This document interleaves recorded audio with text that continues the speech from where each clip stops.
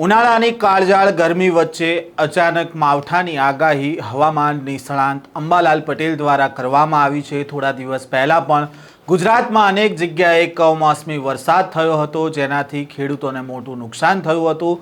તેવામાં હવે ગુજરાતમાં ફરી એકવાર કેટલીક જગ્યાએ વરસાદ પડવાની આગાહી કરવામાં આવી છે, તેની વાત કરીશું આ વિડીયોમાં। વૈષ્ણવજન તો તેને કહીએ જે પીડ પરાઈ જાનાને રે। નમસ્કાર, નવજીવન ન્યૂઝમાં આપનું સ્વાગત છે। હું છું જયંત દાફલા।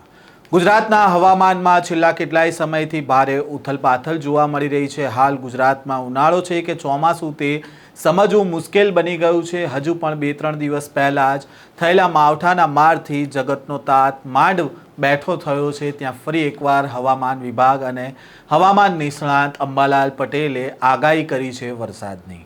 ભુજ અને તેના આસપાસના ગ્રામ્ય વિસ્તારમાં ફરી એકવાર કમોસમી વરસાદ થઈ શકે છે। 29 અને 30 માર્ચે પણ માવઠું પડી શકે છે। ઉનાળાની આકરી ગરમી વચ્ચે ફરી એકવાર અચાનક માવઠાની આગાહી સામે આવી છે। ગુજરાતના મહેસાણા, પાટણ, સાબરકાંઠા, અરવલ્લી અને બનાસકાંઠાના ભાગોમાં પણ કમોસમી વરસાદ થવાની શક્યતા વ્યક્ત કરવામાં આવી છે। ગુજરાતમાં આગામી સમયમાં હવામાનને લઈને શું આગાહી કરવામાં આવી છે, સાંભળીએ અંબાલાલ પટેલને। ખેડૂત ભાઈઓએ આગામી 10 દિવસ મોસમનું નિરીક્ષણ કરતા રહેવું જરૂરી છે, કારણ કે એક પછી એક વેસ્ટર્ન ડિસ્ટર્બન્સ, ક્યાંક તો વાદળ તો ક્યાંક વાયુની શક્યતા રહે છે। પરંતુ તારીખ 28મી માર્ચથી 2 એપ્રિલ સુધીમાં એક મજબૂત પશ્ચિમ વિક્ષોભ આપતા તેના કારણે દેશના ઉત્તરીય પર્વતીય પ્રદેશોમાં બરફવર્ષા થવાની શક્યતા છે અને ઉત્તર ભારતના કેટલાક ભાગમાં સખ્ત પવનના તોફાનો અને ગાજવીજ સાથે વરસાદ થવાની શક્યતા રહે છે। ત્યાંની અસર રાજસ્થાનના સંલગ્ન ગુજરાતના ભાગોમાં પણ થવાની શક્યતા રહે છે, જેમાં મહેસાણાના પાટણના કેટલાક ભાગો, આ ઉપરાંત સાબરકાંઠાના ભાગો, અરવલ્લીના ભાગોમાં અને બનાસકાંઠાના ભાગોમાં લગભગ અનસિઝનલ વરસાદ થવાની શક્યતા રહે છે। કમોસમી વરસાદ અને લગભગ મધ્ય ગુજરાતના ભાગો, કચ્છના ભાગો તેમજ પશ્ચિમ સૌરાષ્ટ્રના ભાગો, સૌરાષ્ટ્રના અન્ય ભાગોમાં પણ હવામાનમાં પલટો આવશે અને વરસાદ થવાની શક્યતા રહેશે। આ વરસાદ પ્રી મોન્સૂન એક્ટિવિટીનો ગણવો કે અનસિઝનલ ગણવો કે પછી જ ખ્યાલ આવશે, પરંતુ દક્ષિણ ગુજરાતનું હવામાન પણ પલટાશે। પરંતુ દેશના ઘણા ભાગમાં 60 થી 70 કિલોમીટરના પ્રતિ કલાકના પવનો ફૂંકાશે, જ્યારે રાજ્યના ભાગમાં લગભગ 40 કિલોમીટર કે તેથી ઉપર, ક્યાંક 50-55 કિલોમીટરની ઝડપના પવન ફૂંકાવાની શક્યતા છે। આ પવનની ગતિના કારણે ખેડૂત ભાઈઓ સાવચેત રહેવાની જરૂર છે।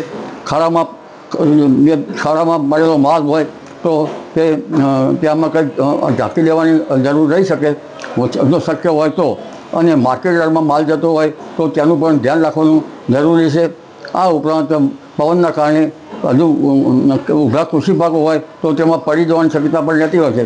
એટલે એક પછી એક આ પશ્ચિમ વિક્ષોભના કારણે હવે હવામાનમાં પલટો આવશે। 8 થી 12માં પણ એક બીજો મજબૂત પશ્ચિમ વિક્ષોભ આવશે।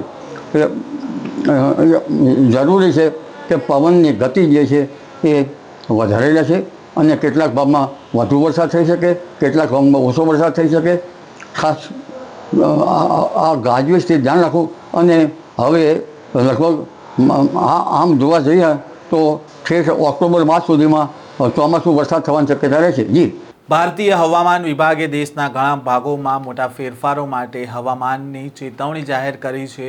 2 સક્રિય પશ્ચિમી વિક્ષોભની અસરને કારણે ઉત્તર ભારત, ઉત્તર પૂર્વ અને મધ્ય ભારત સહિત આશરે 22 રાજ્યોમાં વાવાઝોડા, વરસાદ અને જોરદાર પવનની સંભાવના વ્યક્ત કરવામાં આવી છે। જમ્મુ અને કાશ્મીર, લદ્દાખ, હિમાચલ પ્રદેશ અને ઉત્તરાખંડમાં હળવાથી મધ્ય વરસાદ અને હિમવર્ષા થવાની પણ સંભાવના વ્યક્ત કરવામાં આવી છે।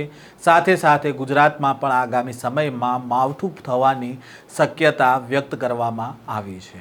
આ પ્રકારના સમાચાર અહેવાલ સાથે ફરી મળીશું। નવજીવન ન્યૂઝ સાથે જોડાયેલા રહેજો।